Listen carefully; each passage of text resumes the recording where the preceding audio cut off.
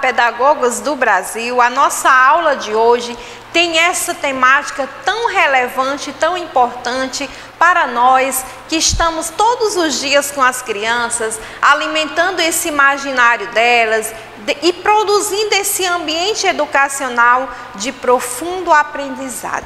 A nossa aula tem como tema lúdico e aprendizagem e ela está apenas começando.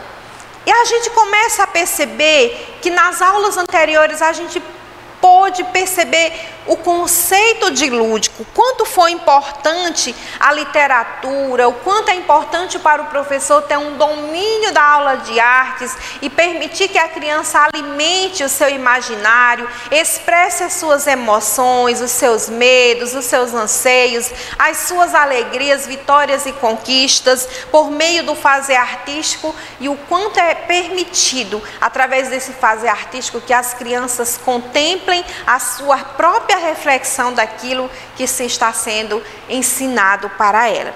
Nessa aula agora, nós iremos entrar nessas práticas lúdicas com jogos para o ensino da aprendizagem da criança. O quanto é importante, a gente percebeu lá no iniciozinho que essa palavra lúdico tem tudo a ver com jogo. É a aula em movimento, é a aprendizagem em profundo movimento, em dinâmica, que vai permitir que seja esse ambiente de profunda aprendizagem.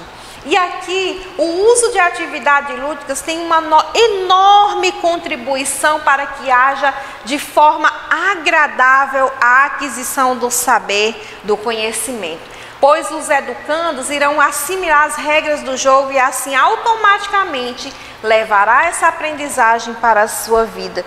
A gente começa a perceber que as regras, que essa ludicidade, as crianças elas vão entrando no jogo, elas vão percebendo aquilo que é essencial e levar para a vida delas aquilo que de fato vai marcar o seu imaginário. A criança envolve-se em um mundo imaginário nos quais realizam todos os seus desejos usando o lúdico. A criança demonstra o mundo e é onde vivencia suas fantasias. Nós podemos até perceber isso, o quanto a aula de arte é essencial e ela alimenta de fato e faz com que a criança se misture com os personagens e perceba o mundo em sua volta, fazendo as suas próprias reflexões. Por isso é importante do fazer pedagógico do professor, por isso é importante de permitir que a criança reflita aquilo que está sendo ensinado desde pequena, para que assim ela esteja nesse ambiente de profundo aprendizagem desde pequena, desde a educação infantil. E a ludicidade no século XXI. Hoje, no século XXI, já se observa que há algumas tendências no qual o educador utiliza jogos e brincadeiras que exijam mais raciocínio lógico dos educandos, das crianças. Então, desde pequena, hoje no século XXI, a gente já vai trabalhando esse imaginário, essa aula lúdica. A educação infantil, ela é assim dotada com essa potencialidade de trabalhar o lúdico dentro das salas de aula, para que assim as crianças já cresçam com esse hábito da ludicidade e dessa imaginação alimentada, fortalecida, para que assim o seu aprendizado seja de fato contínuo e crescente ao longo dos anos de estudo, ao qual ela irá passar nos ambientes escolares. As técnicas lúdicas utilizadas por profissionais da educação com a criança. O lúdico, ele deve ser visto como essa ferramenta didática e não mais como um passatempo como a gente pensava. Para o educador, como forma de tornar a aprendizagem mais prazerosa, agradável e eficaz. Então, toda brincadeira que iremos proporcionar, todo jogo que iremos realizar, a música, o teatro, seja lá qual for o seu planejamento para aquela aula lúdica, ela deve ter uma intenção. Por que que eu quero levar aquela brincadeira? Por que que eu quero levar aquele jogo? Para que assim as nossas crianças de fato aprendam nesse ambiente prazeroso. Será o nosso papel essencial, levar a brincadeira, levar a ludicidade, o jogo com intenção de aprendizado para as nossas salas de aula. A ludicidade e o professor. Vygotsky esse grande estudioso, ele diz que o educador pode utilizar jogos, brincadeiras, histórias e outros para que de maneira lúdica o educando seja desafiado a pensar e resolver situações e problemas. Dessa maneira, ela imita e recria regras utilizadas pelo adulto. Jogos e brincadeiras podem ser utilizados como uma estratégia para que haja o ensino-aprendizagem, para reforçar tudo aquilo que nós já falamos, tudo aquilo que nós já vivenciamos durante essa aula, que é importante o nosso planejamento, o nosso fazer pedagógico enquanto professor, enquanto educador, e proporcionar isso para as nossas crianças, também para os adolescentes. E aqui agora nós iremos conceituar o jogo, brincadeira, o brinquedo e a atividade lúdica. A gente falou de conceito de ludicidade, entramos na literatura, entramos na arte e agora a gente precisa perceber que elementos são esses desse tão famoso lúdico que a gente tanto fala que tem que ser levado para os espaços escolares. Então, o que é mesmo o brinquedo? Os brinquedos, eles podem ser considerados os estruturados e os não estruturados. Os estruturados são aqueles que a gente já encontra pronto, compra pronto, são fabricados e ali eles têm toda uma estrutura, para que serve, uma maquininha de sorvete, né? Então, para que ela serve, quais são as funções daquela maquininha? São os brinquedos estruturados. E os não estruturados são aqueles que nós produzimos, que nós até vamos atrás de materiais, dos famosos lixos pedagógicos, para que assim a gente produza, ou leve pronto para a sala de aula e mostre para o aluno, ou permita que na aula de arte, ali usando toda a nossa ludicidade e empenho, as crianças produzam junto conosco também o seu brinquedo não estruturado. E o que é brincadeira? Acabamos de conceituar brinquedo, percebemos que o brinquedo ele é importante para isso e para aquilo, como são feitas, as suas diferenças de uma estrutura para um que não tem estrutura. E a brincadeira, o que vem ser de fato essa brincadeira? Ela se distingue por alguma estruturação e pela utilização de regras.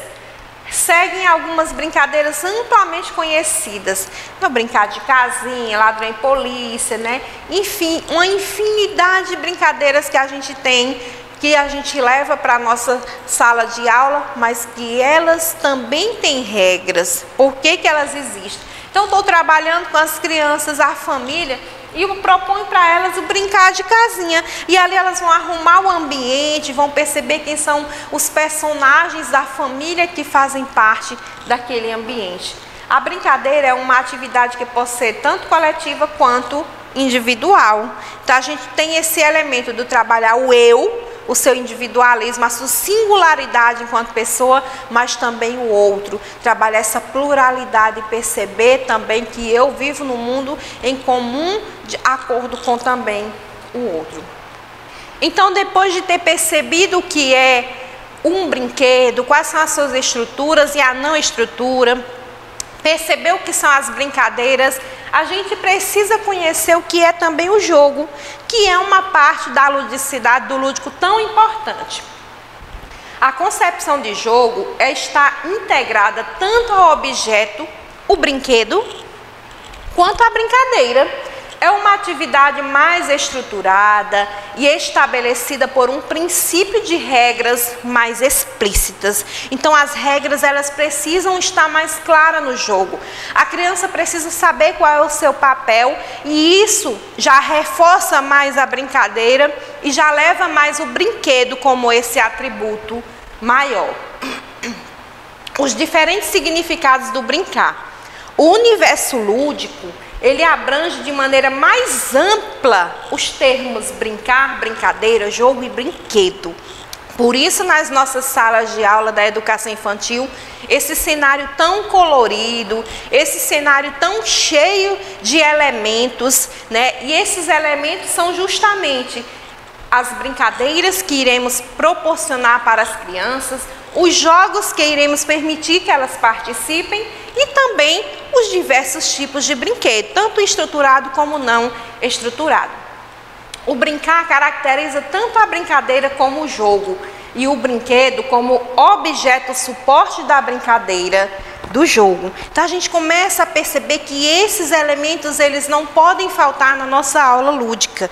A gente começa a perceber o quanto é essencial para a gente conhecer cada parte e levar, alimentar a nossa sala de aula com esses elementos que farão a grande diferença na nossa aula lúdica no espaço de aprendizagem.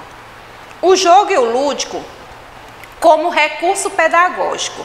A gente começa a perceber esse movimento romântico e a mudança de representação de crianças foram fatores que nos séculos 18 e 19, segundo Bogers, reforçavam a valorização do jogo como atividade indispensável na educação infantil. Essa visão positiva do jogo transforma-o, no final do século XIX, num objeto de investigação das ciências, de modo que vários estudos são produzidos sobre o tema. É uma temática muito importante, também muito vasta, que Kishimoto vai reforçar também essa importância de se levar os jogos, as regras para dentro da nossa sala de aula, até como tática também para a indisciplina. O jogo vai chamar muita atenção dos nossos alunos, das nossas crianças, e vai permitir que aquele ambiente seja dotado de regras através dessa ludicidade tão importante para nós, pedagogos, professores e também para as crianças no espaço escolar. Classificação dos jogos conforme sua estrutura. Aqui é Piaget que está nos falando nesse dia, nesse momento, sobre essa estrutura, essa classificação dos jogos, né? O jogo possui estreita relação com a construção da inteligência, ressaltando que o prazer que resulta do jogo espontâneo motiva a aprendizagem. O quanto é importante a gente ter direcionado a nossa aula para o jogo, levar o brinquedinho que tem o jogo, levar as atividades que proporcionam esse jogo para alimentar de fato a construção dessa inteligência tão almejada por nós professores para os nossos alunos. E para Piaget, o jogo se caracteriza principalmente porque o jogo é lúdico, porque de ludicidade que nós estamos tratando, e ele vai alimentar mais ainda as regras de aprendizagem nas crianças, para a assimilação e predominação e acomodação.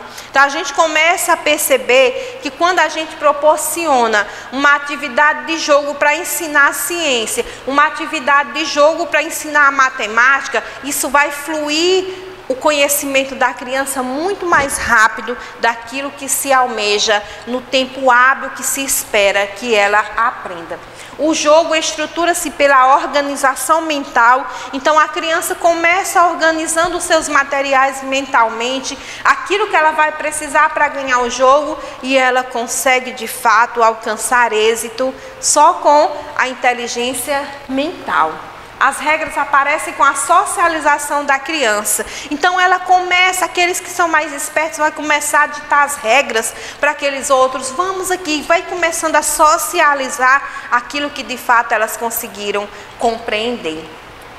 A imitação permeia a fase inicial do jogo. Então, aquele adulto que está ali ditando as regras, que está ali dizendo como é que vai ser, conduzindo esse jogo, a criança também vai imitar, e assim de fato ela vai conseguir alimentar o seu imaginário e produzir essa aprendizagem. E a ludicidade na formação do educador.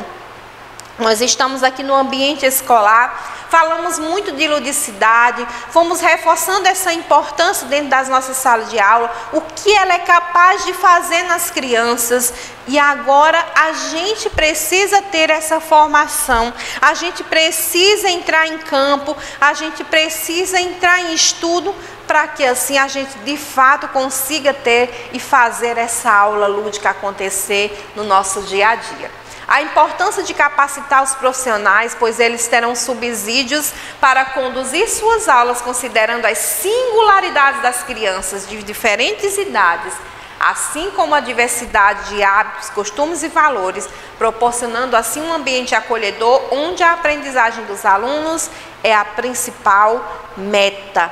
Um profissional bem informado, um profissional que se preocupa em estar em exercício, que se preocupa em estar em formação constante, ele vai proporcionar esse ambiente acolhedor, ele vai proporcionar esse ambiente de profunda aprendizagem, e esse é a nossa principal meta enquanto professores. A formação do educador para a educação lúdica, uma das formas de repensar a formação dos educadores é introduzir nos cursos de formação uma base e uma estrutura curricular, a formação lúdica. Olha que lindo seria nas nossas escolas se tivéssemos essa formação pelo menos uma vez no semestre, para que assim a gente pudesse ter esses educadores que tivessem essa formação específica na ludicidade e trabalhar o nosso imaginário adulto também para produzir sempre mais e mais.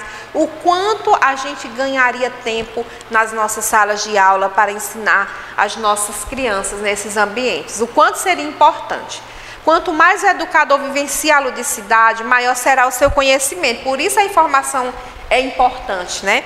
Porque quanto mais ele vive nesse ambiente lúdico, quanto mais ele aprende sobre a ludicidade, mais ele proporciona isso para o seu aluno, né? E a chance de se tornar um profissional competente, trabalhando com a criança de forma prazerosa, estimulando a construção do conhecimento. O quanto é importante para nós estarmos em busca de conhecimento também. Quanto é interessante e importante. As atividades lúdicas transformam o processo de aprendizagem num momento prazeroso.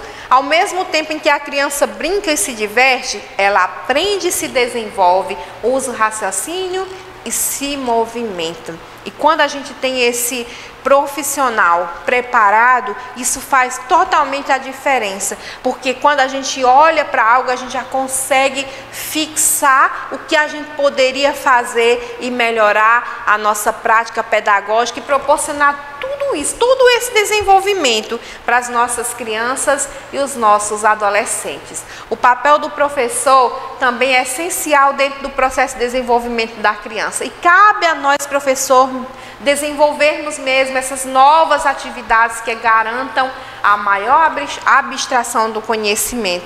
Então a gente começa a sair de cena mais aquele tradicionalismo e começa a perceber que com a nossa ludicidade a abstração do conhecimento ela vai sendo cada vez maior, cada vez essencial. E por aqui a gente encerra essa nossa aula.